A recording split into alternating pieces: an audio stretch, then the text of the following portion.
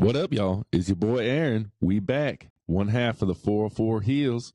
We doing that Raw on Netflix reaction, reviews, feelings, all that good shit, y'all. What a great show. What a great show. What a way to start off Raw on Netflix, man. Man, we get new graphics, new logo. We get a black canvas. Looked amazing. I didn't mind it. We got a lot more sponsorship. Not Prime in the middle no more. You know, we got Hulk Hogan's beer in the middle, or not in the middle on the canvas. We'll talk about that later. They might cancel that subscription. That's for damn sure. But there's a little differences. Not too much to like the in-ring, like the entrance way. It's a little different. Kind of has like a hallway underneath, if you will, and then they kind of come out.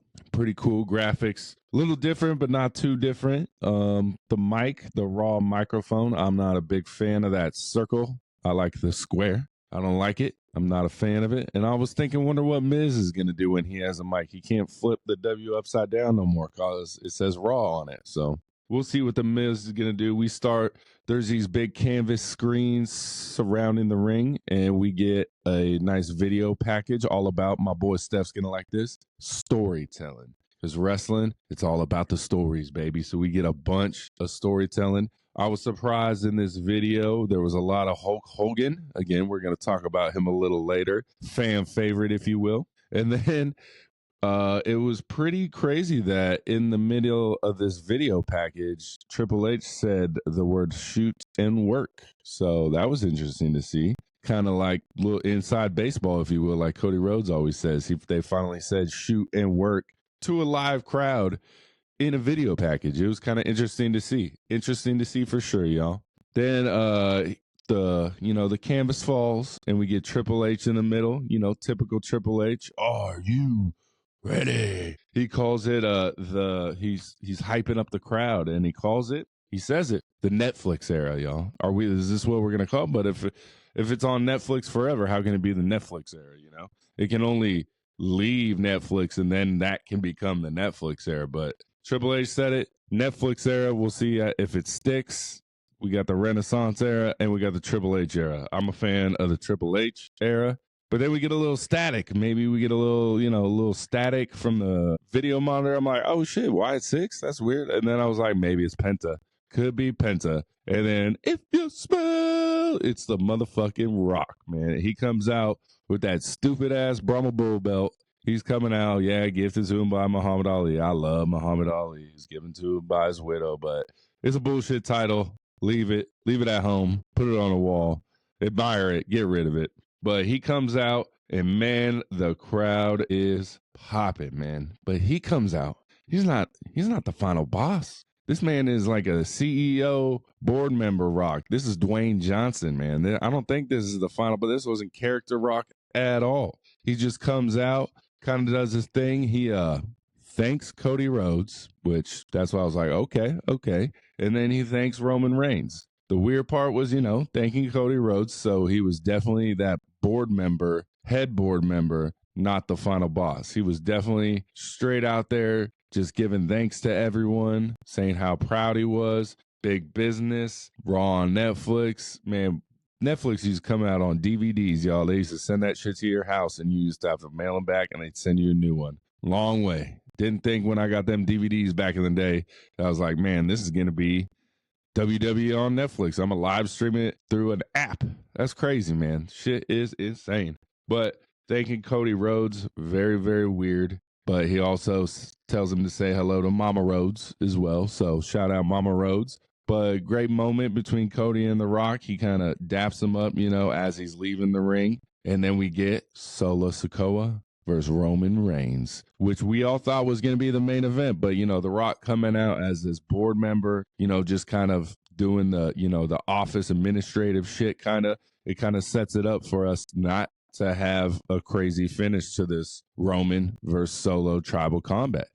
And man, was I wrong. It was a crazy finish, but, it held together. No Rock during the match. He does come out after the match, but we get some near falls, great match, kind of a slow burner. They're kind of just, Solo's beating up on Roman, saying how much he loves him. I love you. I loved you. You never loved me. I love you. We get some chairs. We get some tables. Crowd again fucking starts chanting for tables right away. And it's just like even Roman was like, man, give it a second, y'all. Give it a second. It's coming.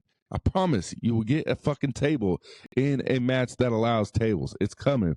You don't have to say we want tables 10 seconds into the fucking match. But good thing about Netflix, we get a fuck you solo chant. And guess what? No editing. And it was amazing.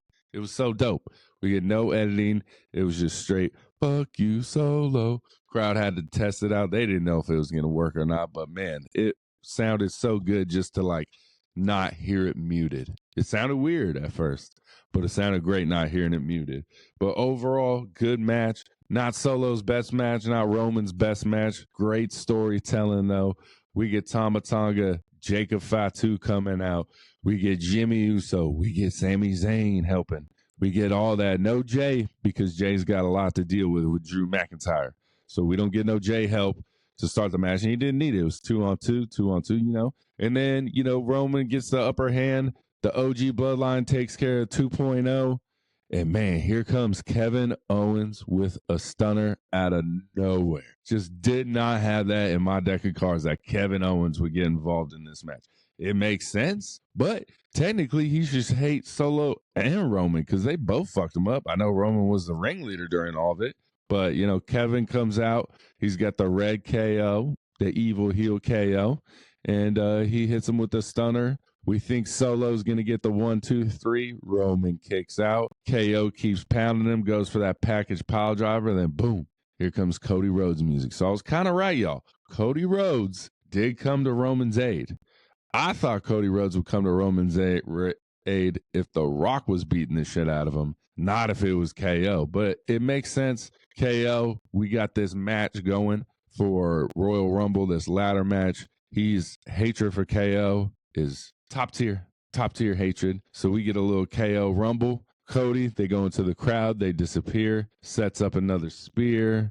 Roman finally 1, 2, 3. It's over.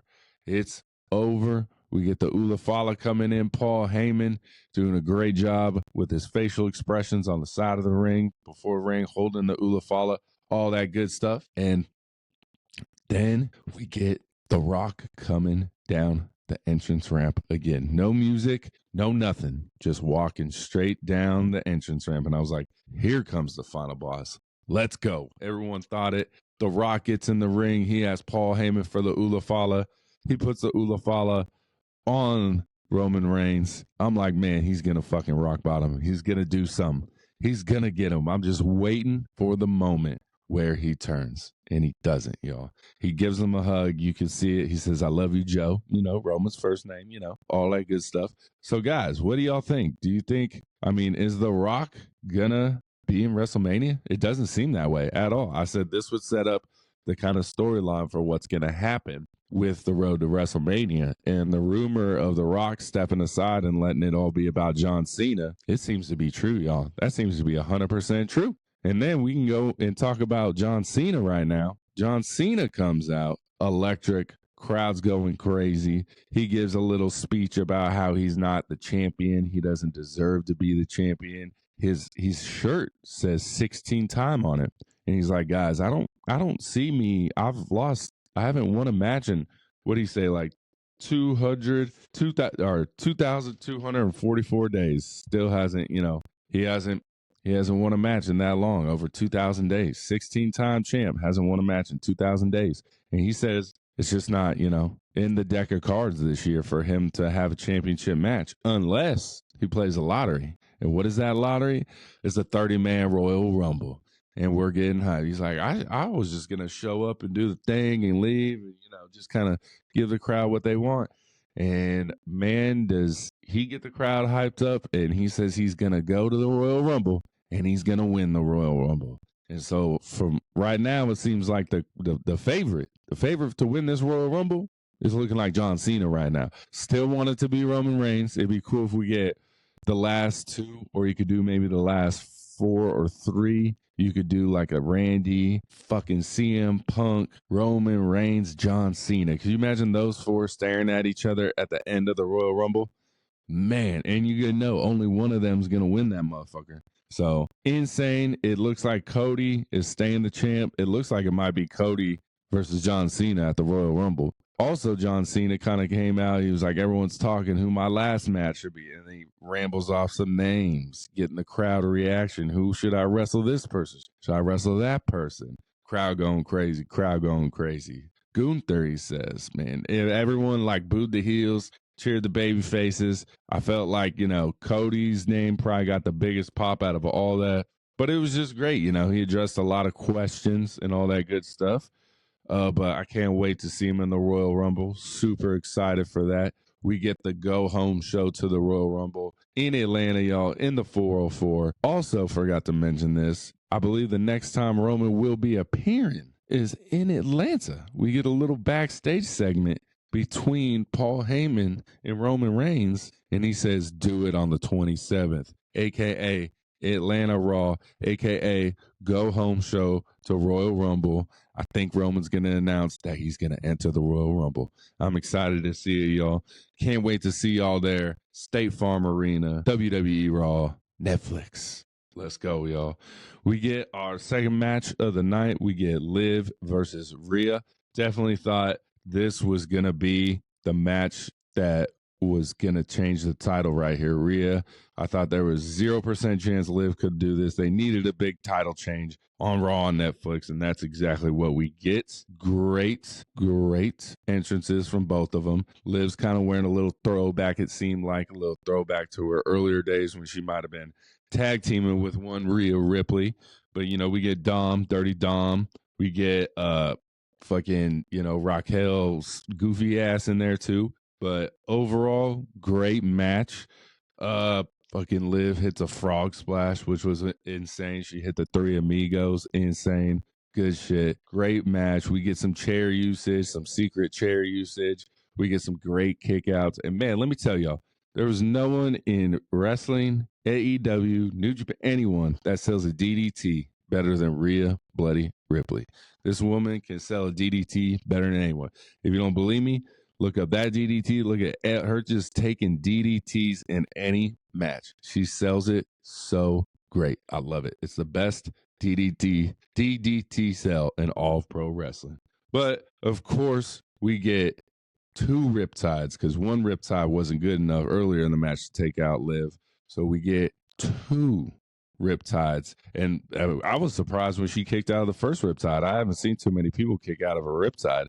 But, when you get two, you get pinned generally. 1, 2, 3, Rhea's reaction, amazing. She's back on top. It's pretty cool to see, we got Tiffany Stratton on one end and the polar opposite on the other end of the shows. You got two very, very, very different champions who I want to see wrestle more than anything. They tagged a while ago, which was awesome to see. Hopefully we see something down the line between Rhea and my girl Tiffany Stratton, but we'll see, y'all. At the end, we knew an hour before the show. We didn't know when he was going to arrive, but the WWE fucked up and they played a practice session of the Undertaker riding his motorcycle through the arena, and they broadcasted that on the TVs outside the arena, the practice. So we're like, oh, fuck, the Undertaker's coming back. Didn't know when he was coming back. Comes back at the end of Rhea Ripley. They do a little pose at the end. Classic, kind of like a passing of the torch of the dark side, kind of. It was kind of like she's taking over that, that goth, dark person role in WWE with the belt. Man, it was a great moment. Sucks it was ruined. I mean, it was kind of ruined by the WWE. We didn't know when we were going to see The Undertaker. We just knew we were going to see The Undertaker. But shout out WWE. Shout out to that person who's jobless today, who broadcasted that shit outside. Was it Netflix people? Was it WWE people? We don't know, but they fucked up and they're unemployed today, I'm assuming. Triple H is pretty forgiving though. So we get a little Chad Gable segment in the back with my boy Adam Pearce. I was worried. I was like, are they not going to show my boy Adam Pearce needing a drink at all during Raw on Netflix? Are they not going to show my boy? But they do. And he asked for the best luchador in the world next week on Raw. And Adam Pearce says he's going to make a call. So this looks like Penta We got a little graphic from Penta earlier. We thought he was going to debut Raw on Netflix, but looks like they just kind of ran out of time. It ran about 3 hours, it seems. But, Triple H was in there saying it could run 2.5, it could run 2. It could be, just how the story, just like an episodic TV show, It could be from here to here. It could be here to here. It doesn't matter. He's like, there's no time constraints. But we're getting Gable versus Penta, it seems, next week on Raw on Netflix. We're also getting the Women's Intercontinental Championship match. So excited to see that. Dakota Kai, Lyra Valkyria. We're also getting a street fight, it seemed like, between Damian Priest and Finn Balor. So, they got to make it. I have a feeling they're going to post a lot of the matches at the end of Raws or throughout the Raws for next week just to keep you coming back. They got to advertise it, bang, bang, bang, boom. But definitely thought there'd be another match on this Raw. I definitely thought like a regular Raw episode, they'd have like a little backstage segment, which would set up a later match later on, but not this Raw. It's a little too special, too planned, all that good stuff. But, Chad Gable versus Penta next week, Then we get, we get Travis Scott up in the crowd smoking a blunt. I know you're not allowed to smoke indoors in Cali, but man, it's Travis Scott. He comes down with the Yeet Master. He's coming down. Great match that, the Jey Uso, Drew McIntyre, great storytelling. I love Drew. He's becoming one of my favorites. Jey Uso's one of my favorites. We all know. Yeet. But what a great match. Jey Uso, surprising because of how hot Drew is, but he gets a little roll-up victory. We get the roll-up victory for Jey Uso. And I have a feeling it's just going to send Drew off the deep end, and he's coming back even harder. It's going to be crazy, man. He's coming back for blood, I think, and it's not going to be good. And, we could have him team up.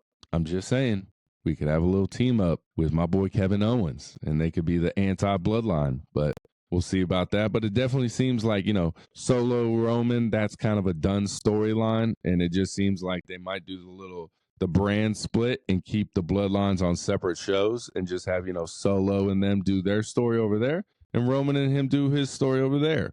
But we don't know. Is Solo going to acknowledge, Roman Reigns as his tribal chief? Are they just going to fall under that? Or is Jacob going to be like, hey, bro, you're losing too much. I'm taking over this new bloodline. Bring in some new people, maybe a Zilla, maybe. We'll see, y'all. We'll see. What do y'all think? What is the future for the bloodline, OG and 2.0? Where are they going? Where y'all want them to go? Who's Solo? Is Jacob going to turn on Solo for losing because winning matters? We don't know, but shout out Jey Uso. Gets the roll-up victory on my boy Drew McIntyre.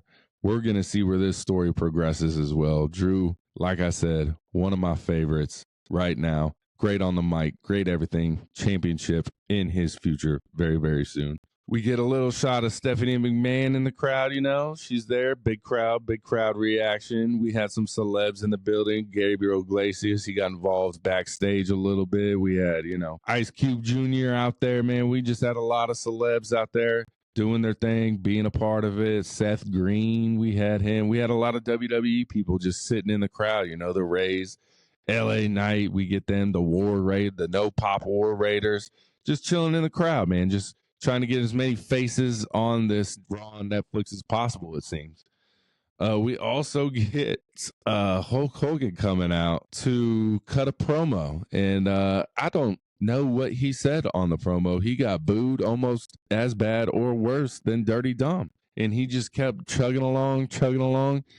And man, I did not hear shit he said. The crowd was not a fan. I'm going to have to go back and listen to it, put some subtitles on or something, because I didn't hear nothing. He is a sponsor of WWE now, that Great American Beer or whatever in the middle of the ring. I think he said something about that out there. But, man, this is what happens, man. You're in California, man, and you're on the MAGA side, bro, so... Not good, bro. Know your audience, bro. That's why Michael Jordan never picked a side in politics, man. You're isolating half the crowd, bro. In this case, it's LA, so it was a full crowd, brother. They hated you, and I honestly don't see that changing too much. Even if he goes somewhere that would be more right leaning, I think WWE, with all the bad negative shit about Hulk Hogan in the past and how he used his his power in his contract to do this creative control, just all that with Hulk Hogan. I think us as WWE fans, like, we're just over him, especially the newer generation. See, mine was the NWO Hulk Hogan, Hollywood Hogan. It was amazing. It was awesome. But man, it's just, I think he's just ran his course, and we just might be sick of seeing the Hulkster, man. What are y'all opinions on the Hulk Hogan, man? How do y'all feel? Were y'all booing? Were y'all cheering? Can you separate his character from his outer life? What's going on, y'all? Then we get Seth versus CM Punk, the main event. There was a lot of debate who would be the main event. Was it going to be the Bloodline? Was it going to be CM Punk versus Seth Rollins? And we get our answer. We get CM Punk, Seth Rollins. Again, great entrances. Terrific match. Seth Rollins shows LA Knight how to do that move, but he hits him with the suplex, followed by the other suplex. And then he just kind of gets hit with the GTS, bounces off the rope, and just falls right back on CM's shoulders. CM Punk struggles to get him up a little bit, hits him with another GTS. 1, 2, 3. Like I called it, CM Punk with the win. But man, this is not a good look for Seth Rollins. Where's he go from here now? Does he try and put his name in the Royal Rumble? I guess that's what he could do. You know, we got Elimination Chamber. Who is CM Punk's or CM Punk's next rival is probably going to be like a Gunther. He's coming after that belt now that Seth Rollins is out of the way. But great match, great main event, great overall show. I look forward to the rest of Netflix. I look forward to the Atlanta Raw on Netflix, y'all. I'll be there. We might be doing some interviews, some ask questions to the fans, just some short segments before the show starts. We'll keep you posted, though, y'all. Tune in every Thursday, Word on the Street, fan questions every Friday. Let us know what y'all think. How do we like Raw, y'all? Peace.